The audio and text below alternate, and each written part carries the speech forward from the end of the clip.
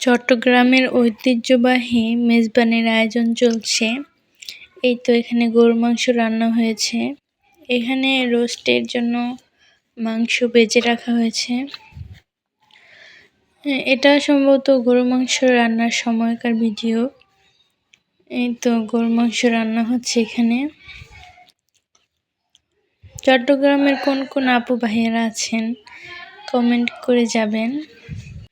চট্টগ্রামের মেজবান কে কে খেয়েছেন, কেমন লাগে জানাবেন। এই তো এখানে ডিম সিদ্ধ করে রাখা হয়েছে, ডাল, মাছ,